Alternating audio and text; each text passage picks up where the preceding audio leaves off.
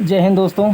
इस वीडियो में हम स्वास्थ्य के बारे में डिस्कशन करेंगे और पूरा विस्तार से इसको अध्ययन करेंगे। तो पहले स्वास्थ्य की डेफिनेशन क्या होती है। तो WHO वर्ल्ड हेल्थ ऑर्गेनाइजेशन के अनुसार शारीरिक, मानसिक, सामाजिक समृद्धता के साथ आध्यात्मिक रूप से समृद्ध होना ये स्वास्थ्य है। सिंपल सा एक लाइन का डेफिनेशन है कि समृद्ध होना 4 चीज़ों में, शारीरिक रूप से, मानसिक रूप से, सामाजिक रूप से, आध्यात्मिक रूप से। तो शारीरिक, सामाजिक, मानसिक, आध्यात्मिक, इन चारों रूपों में समृद्ध रहना ही स्वास्थ्य है। अगर आप शरीर से स्वस्थ हैं, आपका हाथ पैर सब कुछ सही काम कर रहा है, लेकिन आप मानसिक रूप से परेशान हैं, डिप्रेस्ड हैं, स्ट्रेस्ड हैं, काफ़ी पीड़ित हैं, तो कहा जाएगा कि आप स्वस्थ नहीं हैं। और शारीरिक, मानसिक दोनों रूपों में स्वस्थ हैं, लेकिन सामाजिक रूप में आप स्वस्थ नहीं हैं। जैसे कि आपके मित्र नहीं हैं, आपके सामाजिक संबंध नहीं हैं, आपका सामाजिक सदाचार नहीं है ना, तो आप सामाजिक रूप से स्वस्थ नहीं हैं, यानी आपका स्वास्थ्य सही नहीं है। और फिर आध्यात्मिक रूप में, यानी कि आप ईश्वर में नहीं मानते हैं, आप भगवान की पूजा नहीं करते हैं, आप हनुमान, श्री राम, श्री कृष्ण, दुर्गा माता, काली माता, विभिन्न प्रकार के देवी देवता हमारे हैं, उनकी आप पूजा नहीं करते हैं, सूर्य देवता को जल अर्पण नहीं करते हैं, स्नान करके भगवान का ध्यान नहीं करते हैं, तो भी आप स्वस्थ नहीं हैं। ये WHO की परिभाषा है। तो जो भी लोग हैं वो सुबह सुबह स्नान करके जो भगवान हैं, चाहे श्री राम हों, चाहे हनुमान जी हों, चाहे श्री कृष्ण हों, सीता माता, दुर्गा माता, भैरव माता, काली माता, सरस्वती माता, लक्ष्मी माता, धरती माता, सूर्य देवता, चंद्र देवता, बहुत सारे हमारे देवी देवता हैं, उन सबको स्तुति करें, भगवत गीता का पाठ करें, अपना गूगल पे टाइप करें, आ जाता है, उसको कुछ ना कुछ अध्ययन करें, तो इससे हमारा जो आध्यात्मिक उन्नयन है वो होता है। तो ये भी करना चाहिए, तो आप जाकर के स्वस्थ माने जाएंगे, ऐसा WHO का कहना है। फिर जन स्वास्थ्य के चरण। अगर जन स्वास्थ्य यानी लोगों के स्वास्थ्य को सही करना है तो उसके 4 चरण हैं। पहला है रोग नियंत्रण चरण। सबसे पहले आपको रोग पर नियंत्रण पाना होगा, यानी कि सफाई पर ध्यान केंद्रित करना होगा। फिर स्वास्थ्य संवर्धन चरण। पहले तो रोगों पर नियंत्रण पाना होगा, फिर अपने स्वास्थ्य का संवर्धन करना होगा, यानी प्रतिरोधक क्षमता का विकास करना होगा। फिर सामाजिक अभियांत्रिकी चरण, यानी तकनीकी विकास के कारण रोग नियंत्रण तथा अनुकूल खाद्य व्यवहार। तकनीकी विकास के कारण रोग नियंत्रण और अनुकूल खाद्यान्न व्यवहार। फिर लास्ट में सभी के लिए स्वास्थ्य, अर्थात स्वास्थ्य बीमा योजना, आयुष्मान भारत, ये सारी चीज़ें। तो पहला चरण क्या है? साफ सफाई करें, जिसको कहा गया है इसमें संरक्षण का चरण, रोग नियंत्रण का चरण, फिर स्वास्थ्य संवर्धन का चरण, यानी प्रतिरोधक क्षमता का विकास करें। फिर सामाजिक अभियांत्रिकी चरण, इन तकनीकी विकास के कारण रोग नियंत्रण तथा अनुकूल खाद्य व्यवहार करें। सभी के लिए स्वास्थ्य, यानी स्वास्थ्य बीमा योजना, आयुष्मान भारत, इन सब पर सरकार काम कर रही है। जन स्वास्थ्य के समक्ष हमारे चुनौतियां क्या हैं? भारत का जो जन स्वास्थ्य है उसके समक्ष क्या क्या चुनौतियां हैं? तो पर्याप्त आधारभूत संरचना का अभाव, ये पहली चुनौती है। आधारभूत संरचना किसे कहते हैं? तो हर्षमैन के अनुसार आधारभूत संरचना या इंफ्रा मीन्स होता है जो प्राथमिक, द्वितीयक और तृतीयक क्षेत्र को गति प्रदान कर सके, उसका विकास को गति प्रदान कर सके, उसे कहा जाता है आधारभूत संरचना। ऐसे UN का मानना है कि जो इंफ्रा होता है, जैसे UN का एक रिपोर्ट है पॉवर्टी इन साउथ एशिया नाम का, तो पॉवर्टी इन साउथ एशिया में UN ने कहा कि भारत में परिवहन इंफ्रा का विकास होने के कारण यहाँ के जो तथाकथित निम्न जाति है उसके गरीबी में कमी आई है। तो आधारभूत संरचना होने से जो गरीबी में कमी आई है, तो जाहिर सी बात है कि स्वास्थ्य पर उसका असर पड़ेगा। तो आधारिक संरचना 2 प्रकार की होती हैं, एक होता है आर्थिक आधारिक संरचना, एक होता है सामाजिक इंफ्रा। आर्थिक इंफ्रा में होता है road, railway, highway, port, telecom, energy, ये सारी चीज़ें। और सामाजिक इंफ्रा में होता है एजुकेशन, हेल्थ, सैनिटेशन, फिर पाइपलाइन। पाइपलाइन में जैसे गैस की पाइपलाइन या ड्रिंकिंग वाटर की पाइपलाइन, इन सब की पाइपलाइन। तो इसे कहा जाता है सामाजिक आधारित संरचना या सामाजिक आधारभूत संरचना।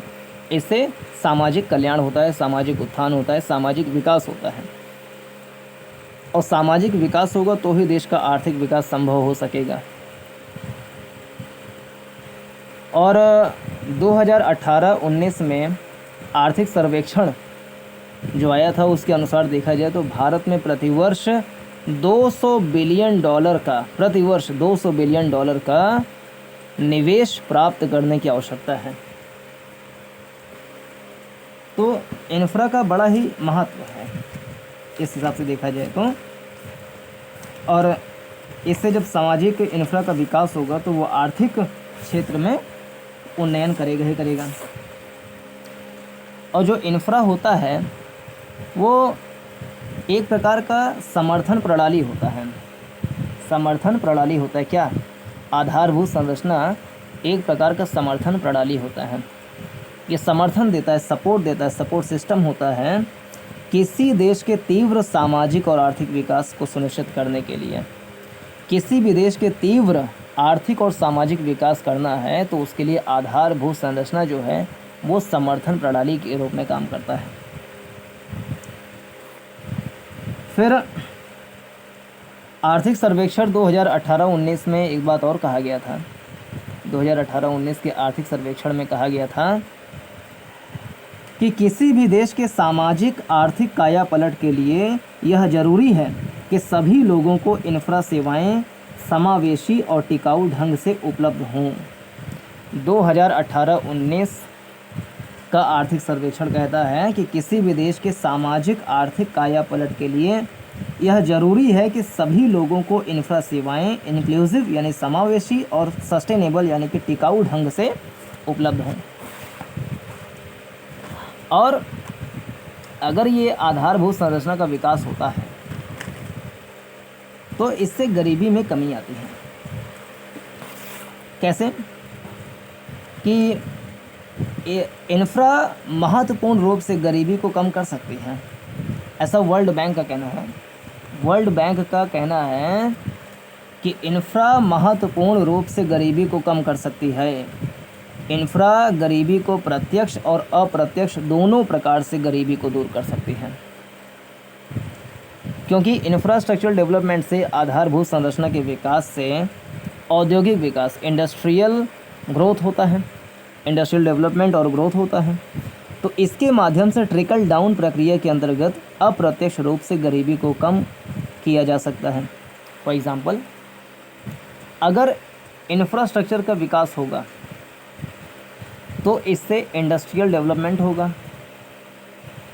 इंडस्ट्रियल डेवलपमेंट होगा तो उसमें लोगों को एम्प्लॉयमेंट मिलेगा। लोगों को एम्प्लॉयमेंट मिलेगा तो उससे लोगों को इनकम मिलेगा, आय का स्रोत जनरेट होगा।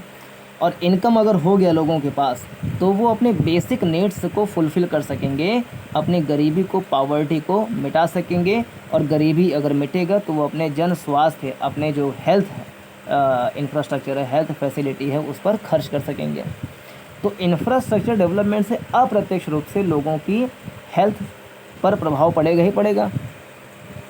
और हेल्थ पर प्रभाव पड़ेगा तो इससे देश का आर्थिक विकास तेज़ी से हो सकेगा। तो ऐसे जो आधारभूत संरचना है वो गरीबी को कम करके अंततः जन स्वास्थ्य, शिक्षा, इन सब में अपना योगदान दे सकती है। और इंफ्रा जो है वो प्रत्यक्ष रूप से भी गरीबी को कम करती है। इंफ्रा के माध्यम से निर्धन लोगों की वस्तु और साधन जो होती है, किसानों के जो वस्तु और साधन हैं, वो बाज़ारों तक पहुंच का विस्तार उनका हो जाता है। वस्तु और साधन बाजार निर्धन लोगों के लिए कार्य करने लगते हैं। विश्व बैंक की एक रिपोर्ट हमने डिस्कस किया जिसका नाम है पॉवर्टी इन साउथ एशिया।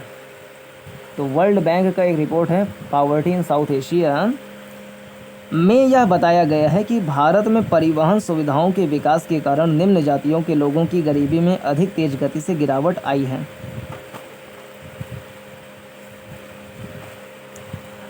और भारत में अगर देखा जाए कि निजी क्षेत्र की भूमिका क्या है, आधारभूत संरचना के विकास में निजी क्षेत्र की भूमिका क्या है, तो भारत में विश्व स्तरीय इंफ्रा के निर्माण में बड़ी मात्रा में निवेश की आवश्यकता है। आर्थिक सर्वेक्षण 2018-19 के अनुसार भारत को प्रतिवर्ष इंफ्रा क्षेत्र में $200 बिलियन निवेश की आवश्यकता है। $200 बिलियन हर साल अगर निवेश हो भारत में तो जाकर के हमारा विकास अच्छे से हो सकेगा, ऐसा 2018-19 का आर्थिक सर्वेक्षण कहता है। दिसंबर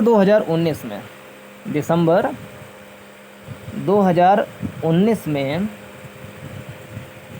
जारी की गई NIP यानी कि नेशनल इंफ्रास्ट्रक्चर पाइपलाइन के लिए 5 वर्ष 2020 से लेकर के 2025 5 वर्ष की अवधि के लिए 111 लाख करोड़ रुपए की आवश्यकता है। लेकिन सरकार के सामने चुनौती है। राजकोषीय बाधाओं के कारण सरकार द्वारा निवेश के इस लक्ष्य को प्राप्त नहीं किया जा सकता है। ऐसी अवस्था में देश की इंफ्रा विकास में निजी निवेश की भूमिका महत्वपूर्ण हो जाती है। यह ध्यान देने योग्य है कि इंफ्रा क्षेत्र में निजी निवेश को आकर्षित करने के लिए भारत सरकार द्वारा PPP मॉडल का प्रयोग पिछले कई वर्षों से किया जा रहा है, विशेष रूप से 2005 से। तो इस तरीके से देखा जाए तो निजी क्षेत्र का आधारभूत संरचना के विकास में योगदान है और PPP मॉडल का प्रयोग करके सरकार इस ओर आगे बढ़ रही है। तो ये हो गया आधारभूत संरचना के बारे में कुछ बातें। तो जन स्वास्थ्य के समक्ष सबसे बड़ी चुनौती यही है कि आधारभूत संरचना का अभाव है, अर्थात विषम भौगोलिक क्षेत्र एवं ग्रामीण क्षेत्रों में अस्पतालों का अभाव है। ग्रामीण क्षेत्रों में अस्पताल बहुत कम है, नहीं है। शहरों में देखिए हर 1 किलोमीटर 2 किलोमीटर पर अस्पताल, अच्छे अस्पताल, बड़े अस्पताल हाई फाई मिल जाएंगे, लेकिन गांवों में ऐसा बढ़िया चाक चौबंद वाला बढ़िया सुंदर अस्पताल मिलना मुश्किल होता है। अब सरकारी जो अस्पताल हैं उसमें उत्तर प्रदेश की सरकार बहुत अच्छा प्रयास कर रही है, साफ़ सफाई का, नियमितता का पूरा एकदम ख्याल। यूपी सरकार बहुत बढ़िया काम कर रही है स्वास्थ्य क्षेत्र में। भारत सरकार भी बहुत अच्छा प्रयास कर रही है। आयुष्मान भारत जो विश्व का सबसे बड़ा स्वास्थ्य कवरेज परियोजना है वो काबिले तारीफ़ है, बहुत ही सुंदर है, अति विशिष्ट है। तो सरकार काम कर रही है, लेकिन फिर भी भारत में जनसंख्या की इतनी आधिक्यता है कि उसके अनुपात में आधारभूत संरचना की कमी हम कह सकते हैं। भारत में पर्याप्त मात्रा में मानव संसाधन की कमी है, अर्थात मानव संसाधन जुटाना चुनौतीपूर्ण है, क्योंकि भारत में अच्छे डॉक्टरों की कमी है तथा अच्छे डॉक्टरों का शहरों में केंद्रीकरण है। तो मानव संसाधन की कमी है पहली बात, और जो मानव संसाधन है भी तो उनका शहरों में केंद्रीकरण ज़्यादा है, गांवों में उनकी कमी है। भारत में मेडिकल कॉलेज की कमी है तथा मेडिकल कॉलेज को लेकर क्षेत्रीय विषमता है। जैसे दक्षिण भारत में मेडिकल कॉलेज की संख्या ज़्यादा है तथा उत्तर भारत में मेडिकल कॉलेज की संख्या कम है। इसी प्रकार से देखा जाए तो मतलब अगर ये भारत है तो साउथ में स्थिति ठीक है, नॉर्थ में थोड़ी सी बुरी हो जाती है, पश्चिम में स्थिति ठीक है, पूर्व में स्थिति बुरी हो जाती है। मोटी मोटा खाका ये है कि दक्षिण और पश्चिम जो है ये ठीक चलता है। गुजरात, महाराष्ट्र, कर्नाटक, केरल, तमिलनाडु ये ठीक चलते हैं, लेकिन फिर यहाँ बिहार, उड़ीसा, पश्चिम बंगाल, झारखंड, छत्तीसगढ़, MP कुछ ये सारे बुरे हो जाते हैं। फिर यहाँ पंजाब, हरियाणा भी अच्छा है, हिमाचल भी अच्छा है, उत्तराखंड भी अच्छा है। यूपी में भी लखनऊ के उस पार का इलाका ठीक है। लखनऊ के जो पूर्वांचल क्षेत्र है वहाँ पे स्थितियाँ, हालांकि यूपी सरकार बहुत अच्छा काम कर रही है, लेकिन फिर भी जो सैकड़ों कह रहे हैं, जो दशकों की जो विषमता बनी हुई थी उसको पाटना आसान बात नहीं है, चुनौती तो है, लेकिन सरकार इस पर लगातार संघर्षशील है, कार्यरत है। मेडिकल कॉलेज में अनुसंधान की उपेक्षा तथा अच्छे डॉक्टर एवं नर्स का विदेशों की ओर पलायन हो रहा है। चिकित्सा के क्षेत्र में मानव संसाधन के लिए प्रोत्साहन नीति का अभाव है। तथा राज्यों में प्रशिक्षण हेतु व्यवस्थित योजना का अभाव है। रोग का बदलता स्वरूप तथा महंगा इलाज के कारण एक बहुत बड़ी जनसंख्या का चिकित्सा सुविधा से वंचित हो जाना ये चुनौती है। दवाओं की बढ़ती कीमतें तथा अनुसंधान में पर्याप्त मात्रा में निवेश करना होना, ये सब चुनौतियां हैं भारत में। स्वास्थ्य सुविधा के क्षेत्र में निजी क्षेत्र और सार्वजनिक क्षेत्र। जन स्वास्थ्य को सुलभ बनाने के लिए निजी अस्पतालों को खोलने एवं उसके विस्तार की वकालत की गई। परिणामतः मेट्रो शहर एवं बड़े शहरों में अस्पतालों का विस्तार हुआ। इससे चिकित्सा और संरचना का विकास हुआ तथा सरकारी अस्पतालों पर बोझ में कमी आई। निजी क्षेत्र में सरकारी उद्देश्यों की प्राप्ति में सहयोग करना प्रारंभ किया। निजी मेडिकल कॉलेज के विस्तार से मानव संसाधन का विकास हुआ। निजी अस्पतालों में अनुसंधान पर बल तथा प्रतिस्पर्धा में वृद्धि के कारण स्वास्थ्य की गुणवत्ता में सुधार हुआ। किंतु भारत में निजी स्वास्थ्य सुविधा केंद्र सरकार के उद्देश्य की प्राप्ति में पर्याप्त सहयोग नहीं किए, क्योंकि अच्छे निजी अस्पतालों का शहरों में केंद्रीकरण हो गया और ग्रामीण क्षेत्र उपेक्षित हो गए। निजी अस्पतालों ने अपने लाभ को महत्व दिया। परिणामतः गरीब व्यक्ति चिकित्सा सुविधा से वंचित होने लगा। दवाओं की बढ़ती कीमत के कारण निजी अस्पतालों के प्रति आक्रोश पैदा हुआ तथा दूसरी तरफ निजी अस्पताल अमीरों के लिए सुविधाजनक हो गए, गरीब उससे वंचित हो गया। इससे समानता के सिद्धांत का खंडन हो गया। निजी क्षेत्र में अनुसंधान को महत्व अपेक्षा के अनुरूप नहीं मिला तथा निजी क्षेत्र में गुणवत्ता के साथ समझौता भी कर दिया गया। जन स्वास्थ्य क्या होता है? जन स्वास्थ्य के प्रति सरकार प्रतिबद्ध है, लेकिन स्वास्थ्य देखभाल की लागत एवं वित्त व्यवस्था के बारे में 3 प्रमुख समस्याएं उभरने लगी हैं। समय के साथ लागत में वृद्धि एक प्रमुख समस्या है। इलाज पर होने वाले खर्च के कारण परिवार पर वित्तीय बोझ बढ़ता जा रहा है, जिसके कारण अनेक सदस्य सामाजिक अपराध में शामिल हो जाते हैं। समानता संबंधी मुद्दों को ध्यान में रखा जाए तो यह समस्या उत्पन्न होती है कि कुछ लोग हल्की चोट के लिए भी अच्छे डॉक्टरों की सुविधा प्राप्त करना चाहते हैं। इससे संसाधनों की बर्बादी होती है। उपरोक्त समस्याओं को ध्यान में रखते हुए कुछ प्रश्न उभरते हैं, जैसे सीमित संसाधनों से कितनी सुविधा उपलब्ध कराई जाए, सुविधा किसे दी जाए, कौन सुविधा देगा। उपरोक्त तीनों प्रश्नों पर विचार विमर्श करने के बाद यह निर्णय लिया गया कि सुविधा उन बीमारियों के लिए दिया जाए जिनका इलाज महंगा है और गरीबी के दुष्चक्र में फंसने की संभावना है। दूसरी तरफ यह कहा गया कि गरीबों को सुविधा उपलब्ध कराई जाए, क्योंकि अमीर वर्ग कीमत चुकाने में सक्षम है। इसलिए सरकार ने गरीबों के लिए स्वास्थ्य बीमा योजना पर बल दिया।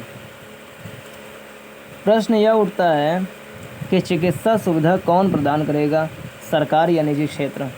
भारत में लगभग 75% चिकित्सा सुविधा निजी क्षेत्र के द्वारा उपलब्ध कराई जाती है, किंतु महंगी होने के कारण आम जनता द्वारा इसका विरोध किया जाता है। किंतु यह विरोध उचित नहीं है, क्योंकि सरकार के पास पर्याप्त मात्रा में आधारभूत संरचना की कमी है। इसलिए निजी क्षेत्र को सरकारी क्षेत्र का पूरक बनना होगा। परंतु अनेक ऐसे क्षेत्र हैं जहां न तो सरकार द्वारा न तो निजी क्षेत्र द्वारा चिकित्सा सुविधा उपलब्ध कराई जा रही है। इसलिए पिछड़े क्षेत्रों में चिकित्सा सुविधा तक लोगों की पहुंच को सुनिश्चित करने के लिए अनेक कदम उठाए जा रहे हैं तथा अनेक सुझाव भी दिए गए हैं, जैसे मेडिकल मोबाइल वैन का प्रसार, प्रत्येक पंचायत स्तर पर कुछ लोगों को प्रशिक्षित करना ताकि प्राथमिक स्तर पर स्वास्थ्य सुविधा उपलब्ध कराई जा सके। मेडिकल कॉलेज से निकले डॉक्टर के लिए एक निर्धारित समय तक ग्रामीण क्षेत्रों में सेवा देने के लिए बाध्य किया जाए। पारंपरिक चिकित्सा पद्धति को प्रोत्साहित किया जाए, क्योंकि यह सस्ती होती है। सामुदायिक प्रक्रिया को प्रोत्साहित किया जाए ताकि स्वास्थ्य के क्षेत्र में जनता की सहभागिता सुनिश्चित हो सके। भारत में स्वास्थ्य के क्षेत्र में सामुदायिक सहभागिता के लिए कुछ महत्वपूर्ण कदम उठाए गए हैं, जैसे मान्यता प्राप्त सामाजिक स्वास्थ्य कार्यकर्ता अर्थात आशा की नियुक्ति पर बल। यह कार्यकर्ता गैर संक्रामक रोग के साथ मानसिक मुद्दों को हल करने में महत्वपूर्ण भूमिका निभाते हैं। यह पोषण संबंधी परामर्श एवं सुरक्षित गर्भपात में कौशल होते हैं। ग्राम स्वास्थ्य स्वच्छता एवं पोषण समिति का गठन किया गया। ग्राम स्वास्थ्य स्वच्छता एवं पोषण समिति का गठन किया गया। यह समिति स्वास्थ्य जागरूकता में सुधार, स्वास्थ्य सुविधाओं तक समुदायों की पहुंच में वृद्धि, समुदाय आधारित योजना एवं उसकी निगरानी के लिए एक तंत्र के रूप में कार्य करने के लिए एक मंच प्रदान करता है। रोगी कल्याण समिति का गठन किया गया। इस समिति में पंचायतों, एनजीओ के सदस्य एवं सरकारी अफसर भी शामिल होते हैं। रोगी कल्याण समिति का गठन किया गया। इस समिति में पंचायतों, एनजीओ के सदस्य एवं सरकारी अफसर भी शामिल होते हैं। अब प्रश्न है यहाँ पे कि जन स्वास्थ्य को सुलभ बनाने के लिए सामुदायिक सहभागिता कितनी कारगर हो सकती है? क्या सामुदायिक सहभागिता चिकित्सा सुविधा को लोकतांत्रिक एवं समावेशी बना सकता है? तर्क प्रस्तुत करें। फिर पारंपरिक एवं आधुनिक चिकित्सा पद्धति के बीच विवाद। पारंपरिक चिकित्सा पद्धति का एलोपैथ पर आरोप है कि एलोपैथ रोग को जड़ से समाप्त नहीं करता है बल्कि रोग को कुछ समय के लिए दबा देता है। एलोपैथ अत्यंत खर्चीला है तथा यह रोग के मूल कारण को समझने में की कोशिश नहीं करता है। एलोपैथ की दवाओं का साइड इफ़ेक्ट भी होता है। एलोपैथ द्वारा पारंपरिक चिकित्सा पद्धति पर भी आरोप लगाए जाते हैं। पारंपरिक चिकित्सा पद्धति की विश्वसनीयता कम है तथा वैज्ञानिक अनुसंधान की कमी है। इसमें कार्यरत स्वास्थ्यकर्मी दक्ष नहीं होते हैं तथा अनेक रोगों का इलाज पारंपरिक चिकित्सा पद्धति में नहीं है। किंतु इन विवादों के बीच पारंपरिक चिकित्सा पद्धति एवं आधुनिक चिकित्सा पद्धति के बीच एकीकरण की वकालत की जा रही है, क्योंकि पारंपरिक चिकित्सा पद्धति प्राथमिक स्तर पर स्वास्थ्य सुविधा उपलब्ध कराएंगे तथा आधुनिक चिकित्सा द्वारा द्वितीयक व तृतीयक स्तर पर स्वास्थ्य सुविधा उपलब्ध कराएंगे। इससे सार्वजनिक स्वास्थ्य सेवाओं की उपलब्धता में वृद्धि होगी, क्योंकि ग्रामीण स्तर पर पारंपरिक चिकित्सा पद्धति की स्वीकार्यता ज़्यादा है। एकीकरण से निर्धारित जनसंख्या के अनुपात में डॉक्टरों का अनुपात बढ़ जाएगा। पारंपरिक चिकित्सा पद्धति के द्वारा खाद्यान्न व्यवहार में अनुकूल परिवर्तन के साथ प्रतिरोधक क्षमता का विकास होता है, जबकि आधुनिक चिकित्सा पद्धति में रोगों के निवारण पर बल दिया जाता है। वस्तुतः पारंपरिक चिकित्सा पद्धति एवं एलोपैथ के एकीकरण के समक्ष चुनौतियां हैं, जैसे पारंपरिक चिकित्सा पद्धति की प्रभावशीलता कम है क्योंकि इसमें प्रशिक्षण का अभाव है। पारंपरिक चिकित्सा पद्धति में मानकीकरण निम्न स्तरीय है तथा गुणवत्ता नियंत्रण पर ध्यान नहीं दिया जाता है। आधुनिक चिकित्सा पारंपरिक चिकित्सा को दक्ष नहीं मानते हैं, इसलिए वे स्वयं एकीकरण का विरोध करते हैं। अतः पारंपरिक चिकित्सा पद्धति और एलोपैथ के बीच एकीकरण के लिए उचित कदम उठाना आवश्यक है, जैसे आयुष चिकित्सकों या पारंपरिक चिकित्सकों को उचित प्रशिक्षण देने के साथ शल्य चिकित्सा में भी प्रशिक्षण दिया जाए। पारंपरिक चिकित्सा पद्धति में पर्याप्त वित्त पोषण के साथ गुणवत्ता के लिए उचित मानक का निर्धारण किया जाए। पारंपरिक चिकित्सा और आधुनिक चिकित्सा की भूमिका को स्पष्ट किया जाए। फिर यहाँ पे प्रश्न है 2, सार्वभौमिक स्वास्थ्य कवरेज, एक ये है डिबेट का मुद्दा। सार्वभौमिक स्वास्थ्य कवरेज को साकार करने के लिए आयुष्मान भारत की शुरुआत की गई। इसके 2 घटक हैं। स्वास्थ्य एवं कल्याण केंद्र, यह लोगों के घरों के समीप स्वास्थ्य सुविधा उपलब्ध कराने तथा व्यापक प्राथमिक स्वास्थ्य देखभाल प्रदान करने में सहायता करेगी। प्रधानमंत्री जन आरोग्य केंद्र, इसमें निम्नलिखित प्रावधान हैं। इस योजना के तहत प्रतिवर्ष प्रति परिवार द्वितीयक तथा तृतीयक स्तर पर स्वास्थ्य सुविधा के लिए 5 लाख का बीमा कवर उपलब्ध कराया जाता है। इस योजना का लाभ परिवार के एक या सभी सदस्यों के द्वारा लिया जा सकता है। परिवारों को क्रमशः ग्रामीण एवं शहरी क्षेत्रों में सामाजिक आर्थिक वंचन एवं व्यावसायिक मानक के आधार पर सम्मिलित किया गया है। इस योजना का लाभ देश भर में सूचीबद्ध किसी भी अस्पताल से लिया जा सकता है। इस योजना के तहत लाभार्थियों को ई कार्ड प्रदान किया जाता है तथा अस्पताल में एडमिट होने से 3 दिन पहले और एडमिट होने की अवधि से 15 दिनों तक की सुविधा को कवर करता है, किंतु किसी रोग से पीड़ित होने पर अस्पताल में भर्ती होने की अवधि न्यूनतम है तो डिस्चार्ज होने के 15 दिन बाद तक की सुविधा का लाभ मिलता है। इस योजना के तहत खर्च की जाने वाली राशि में 60% केंद्र सरकार तथा 40% राज्य सरकार देती है। वस्तुतः यह योजना एक क्रांतिकारी कदम है। इससे एसडीजी के लक्ष्य को पाना आसान है, किंतु इसके समक्ष चुनौतियां हैं, जैसे ग्रामीण क्षेत्रों में चिकित्सा अवसंरचना के अभाव के कारण इस योजना का लाभ उठाना कठिन है। निजी अस्पतालों में अत्यधिक लाभ अर्जन तथा भ्रष्टाचार योजना के क्रियान्वयन में चुनौती उत्पन्न करता है। गरीब राज्यों में उत्तम श्रेणी के निजी अस्पतालों का अभाव है। दूसरी तरफ ये राज्य अपने हिस्से का धन उपलब्ध कराने में असमर्थ है, जिससे ये राज्य केंद्र सरकार द्वारा आवंटित धन से वंचित हो जाते हैं। यह योजना अस्पताल से डिस्चार्ज किए जाने के उपरांत केवल 15 दिनों तक ही औषधि कवर प्रदान करती है, जबकि कैंसर से पीड़ित मरीजों को लंबे अवधि के लिए औषधि की आवश्यकता होती है। फिर है भारत में स्वास्थ्य की स्थिति। भारत में स्वास्थ्य सुविधाओं के विकास के कारण स्वास्थ्य सुविधाओं तक लोगों की पहुंच बढ़ी है। उच्च जोखिम वाले रोगी जिला अस्पताल तक पहुंच रहे हैं। प्रधानमंत्री डायलिसिस कार्यक्रम के तहत निर्धनों के लिए निःशुल्क सुविधा उपलब्ध हो रही है। चेचक और प्लेग जैसे रोग नियंत्रण में हैं तथा पोलियो लगभग समाप्त हो चुका है। टीकाकरण का विस्तार हो रहा है तथा संस्थागत प्रसव में एक उपलब्धि भी प्राप्त हुई है। भारत के अधिकांश नागरिकों तक स्वास्थ्य सुविधाओं की पहुंच बढ़ी है। मानव संसाधन का निरंतर विस्तार हो रहा है, किंतु भारत में अभी भी कुपोषित बच्चों की संख्या ज़्यादा है। एड्स रोगियों की संख्या बढ़ रही है तथा लगभग 50% महिलाएं एनीमिया से पीड़ित हैं। एक बहुत बड़ी जनसंख्या डायबिटीज से पीड़ित है। कैंसर, हार्ट अटैक तथा लीवर एवं किडनी की समस्याओं में लगातार वृद्धि हो रही है। ऐसी स्थिति में स्वस्थ समाज का निर्माण अत्यंत चुनौतीपूर्ण हो गया है। जनजातीय समाज में स्वास्थ्य की स्थिति। जनजातीय समाज में शिशु मृत्यु दर एवं मातृ मृत्यु दर ज़्यादा है।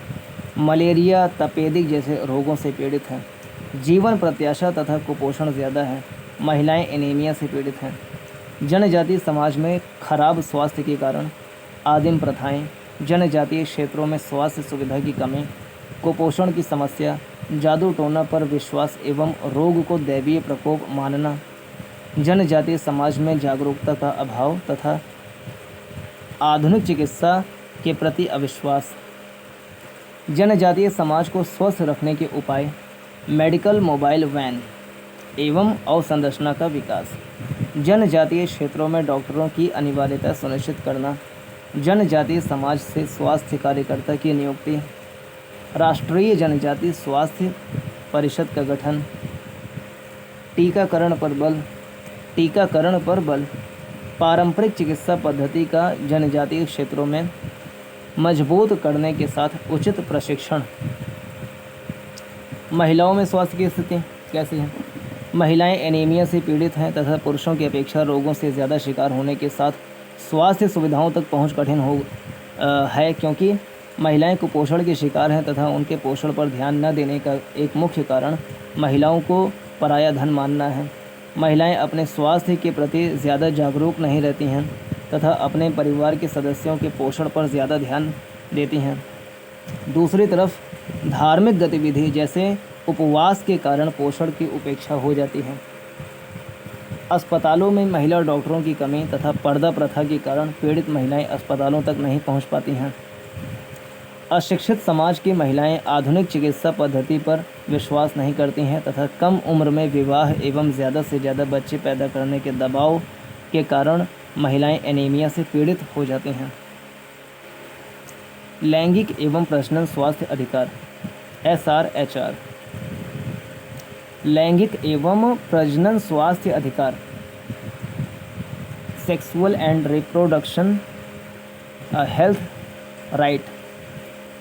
लैंगिक अधिकारों में लैंगिक शिक्षा का अधिकार, लैंगिक हिंसा और उत्पीड़न से संरक्षण एवं प्रजनन स्वास्थ्य अधिकार का अर्थ है कि गर्भ निरोधक दवाओं तक पहुंच, सुरक्षित एवं वैध गर्भपात की सुविधा एवं बच्चा पैदा करने या न करने का अधिकार शामिल है। इस अधिकार के निम्नलिखित महत्व हैं। सतत विकास लक्ष्यों के लिए महत्वपूर्ण है। यह महिलाओं को अपने शरीर पर नियंत्रण का अधिकार देता है। यह महिलाओं को चिकित्सा सुविधा और व्यापक लैंगिक शिक्षा प्रदान करता है। यह लैंगिक शिक्षा महिलाओं को यौन दुर्व्यवहार, लैंगिक हिंसा तथा महिलाओं के लैंगिक अंगों को विकृत करने जैसी हानिकारक प्रथा के बारे में जानकारी देता है। यह महिला सशक्तिकरण को प्रोत्साहित करेगा क्योंकि परिवार नियोजन एवं आधुनिक गर्भ निरोधक उपाय महिलाओं को सूचित सूचना के आधार पर निर्णय लेने का अवसर प्रदान करते हैं। सार्वभौमिक स्वास्थ्य देखभाल को मजबूत करेगा क्योंकि यह अधिकार महिलाओं को प्रजनन स्वायत्तता का अधिकार उपलब्ध कराएगा। किंतु इस अधिकार के क्रियान्वयन के समक्ष कुछ चुनौतियां भी हैं, जैसे परिवार नियोजन एवं गर्भपात के विरुद्ध सांस्कृतिक प्रथाएं तथा वैचारिक विरोध, जनन स्वास्थ्य को लेकर पर्याप्त वित्त पोषण का अभाव, महिलाओं के लिए स्वतंत्रता का अभाव और महिलाओं के अधिकारों की उपेक्षा। UNO की रिपोर्ट के अनुसार केवल 57% महिलाएं ही अपने प्रजनन अधिकारों को लेकर निर्णय लेने में सक्षम हैं। जागरूकता एवं उचित सूचना का अभाव है, इसलिए महिलाओं को यह पता नहीं चलता है कि उनके अधिकारों का हनन हो रहा है। अतः यह आवश्यक है कि आयु, वैवाहिक स्थिति, सामाजिक आर्थिक अवस्था की परवाह किए बिना व्यक्तियों की SRHR sexual and reproductive health right को सुलभ बनाया जाए। गर्भ निरोधक विधियों की संभावित विफलताओं के बारे में जानकारी सहित गर्भ निरोधक विकल्पों के बारे में उपयुक्त सूचना तक पहुंच को सुनिश्चित करना, मानवाधिकार को बनाए रखने के लिए गलत सामाजिक परंपरा पर चोट करनी चाहिए, लैंगिक शिक्षा को प्रोत्साहन देना चाहिए। तो ये है, यहाँ तक हमने अध्ययन कर लिया है। नेक्स्ट में हम महिला स्वास्थ्य के लिए सुरक्षित गर्भपात का मुद्दा, इसे अध्ययन करेंगे। पूरा देखने के लिए धन्यवाद। नमस्कार, जय हिंद।